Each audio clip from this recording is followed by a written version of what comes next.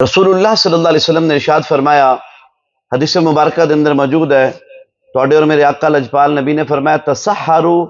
فإن السحور برکۃ، فرمایا کہ سحری کھایا کرو، بے شک سحری کھان دے اندر برکت ہے۔ سحری جو ہے نا ایک کھانا برکت ہے۔ حقیقت دے اندر جو ہے نا ساڈے سامنے گھریلو چیزاں وہی روٹی وغیرہ، سالن، دہی وغیرہ، چاول وغیرہ یا کوئی ایسی وہی چیزاں موجود نے، لیکن نبی علیہ الصلوۃ والسلام فرما رہے ہیں کہ ایک کھانا برکت ہے۔ وجہ کیا ہے کہ اس وقت اسی اپنی مرضی دے نال نہیں کھا رہے،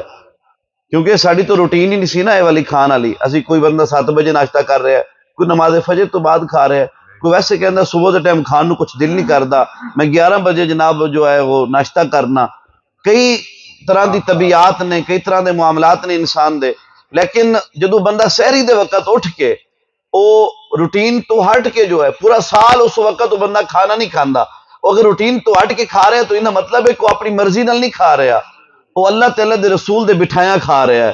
تو جیڑا کم اللہ تعالیٰ دے رسول دے فرمان دے مطابق بندہ کر رہا ہوئے وہ برکت بھی ہے بلکہ وہ عبادت بھی ہے۔ پھر سحری کھانا جو ہے یہ برکت بھی ہے، یہ عبادت بھی ہے۔ اس واسطے رسول اللہ صلی اللہ علیہ وسلم نے فرمایا اگر کسی بندے دی کوئی روٹین اگر جب نہیں بنی وہ کھانا نہیں کھا سکتا، فرمایا وہ چڑیا دے چونچ دے برابر بھی دانا اگر لوے گا اللہ انہوں بھی برکت عطا فرما دے گا، کیونکہ وہ اللہ تعالیٰ دے رسول دے فرمان دے مطابق بیٹھ کے جو ہے وہ بندہ عمل کر رہا ہے۔ میرے نبی دے غلاموں، رسول اللہ صلی اللہ علیہ وسلم دا فرمان ہے، حضرت سیدنا جابر رضی اللہ تعالیٰ عنہ آپ دا فرمان ہے کہ رسول اللہ صلی اللہ علیہ وسلم دا فرمانی علی شان ہے کہ اللہ تعالیٰ روزے دار دے اوپر 5 ایسے انعامات عطا فرماندا ہے۔ نبی علیہ الصلوۃ والسلام نے فرمایا کہ جیڑا اللہ نے صرف امت محمد دی دا خاصہ بنایا ہے، پہلے نبیاں دی امتاں نو یا پہلے نبیاں نو اللہ تعالیٰ نے یہ انعام نہیں عطا فرمایا۔ فرمایا انہاں دے وچوں جو پہلا انعام ہے وہ یہ ہے کہ جدو رمضان المبارک دی پہلی رات ہوندی ہے تو اللہ تبارک و تعالی اپنے بندیاں دی طرف نظر رحمت فرماندا ہے۔ فرمایا جس بندے دی طرف اللہ نظر رحمت فرمائے گا اللہ تعالیٰ کدی بھی انہوں جو ہے وہ عذاب دے اندر مبتلا نہیں فرمائے گا۔ اور فرمایا کہ روزے دار دے واسطے جو دوسرا انعام ہے وہ یہ ہے کہ روزے دار دے شام دے وقت جڑی منہ دی بو ہے،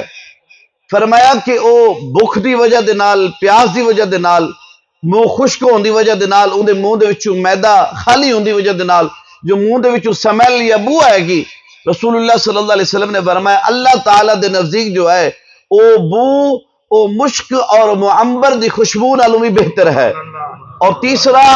آقا نبی کریم رؤوف رحیم صلی اللہ علیہ وسلم نے ارشاد فرمایا روزے دار دے واسطے اللہ تعالیٰ دے فرشتے جو نے وہ دن رات دعائے مغفرت فرماندے نے۔ اور فرمایا کہ چوتھا انعام اللہ تعالیٰ وہ اپنے بندیاں نو روزے دار نو یہ عطا فرماندا ہے کہ اللہ تعالیٰ روزے دار دے واسطے جو ہے جنت نو مزین فرما دیتا ہے، یعنی اللہ تعالیٰ جنت نو آراستہ فرما دیتا ہے۔ اور فرمایا کہ اللہ تعالیٰ جنت نو فرماندا ہے کہ جنت میرے بندیاں واسطے مزین ہو جا، آراستہ ہو جا، ان قریب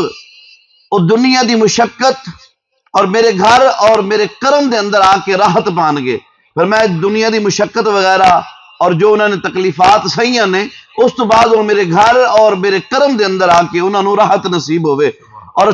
پنجواں جو ہے فرمایا کہ جدو ماہ رمضان دی آخری رات آندی ہے اللہ تبارک و تعالی سب دی مغفرت فرما دیندا ہے۔ رسول اللہ صلی اللہ علیہ وسلم فرما رہے سن، ایک صحابی رسول کھڑے ہوئے، عرض کی یا رسول اللہ صلی اللہ علیہ وسلم کیا وہ لیلۃ القدر دی رات ہے؟ نبی علیہ الصلوۃ والسلام نے فرمایا نہیں وہ لیلۃ القدر دی رات نہیں ہے۔ یا رسول اللہ پھر وہ کیسی رات ہے کہ اللہ سب دی مغفرت فرما دیندا ہے؟ فرمایا کہ جدو کوئی مزدور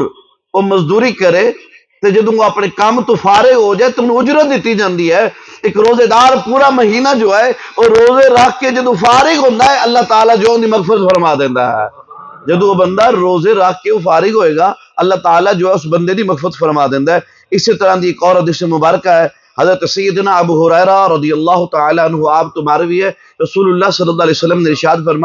فرمایا کہ 5 نمازاں دی مثال اور ایک جمعے تو لے کے اگلا جمعہ، ایک ماہ رمضان تو لے کے اگلا رمضان المبارک جو ہے اللہ تبارک و تعالی بندیاں دے گناہاں دی مغفرت فرما دیندا ہے، انہاں دے گناہاں دا اے عبادات کفارہ بن جاندی ہے اگر انسان جو ہے وہ کبیرہ گناہاں تو بچدا رہے۔ یعنی نماز فجر پڑھی ہے، نماز ظہر تک نیت کر لی کہ نماز ظہر پڑھنی ہے، اس دی کوشش ہی رہنا کہ میں نماز ظہر پڑھنی ہے، اپنے کئی معاملات چھوڑنے میں نماز ظہر پڑھنی ہے، فرمایا فجر اور ظہر دے درمیان ایک گناہوں دا کفارہ بن گیا اگر بندہ کبیرہ گناہوں تو بچ گیا۔ اسی طرح ایک جمعہ پڑھے، اگلا جمعہ جو ہے وہ پڑھدا ہے، یہ پورا ہفتہ جو ہے ایک گناہوں دا کفارہ بن گیا اگر کبیرہ گناہ تو بچ گیا۔ فرمایا ایک رمضان تو لے کے اگلے رمضان تک جو ہے اس رمضان دا ادب و احترام کیتا، تلاوت قرآن کیتی، روزے رکھے، معاملات جو ہے وہ عبادات تو کردا رہا اور پورا سال وہ بندہ کبیرہ گناہ تو بچدا رہا۔ فرمایا کہ اگلا سال تک رمضان تک جو ہے یہ درمیان والا وقت جو ہے اس دے واسطے گناہاں دا کفارہ بن جاندا ہے۔ دعا ہے کہ اللہ خلاق عالم دی بارگاہ دے اندر اللہ تبارک و تعالی سانو سب نو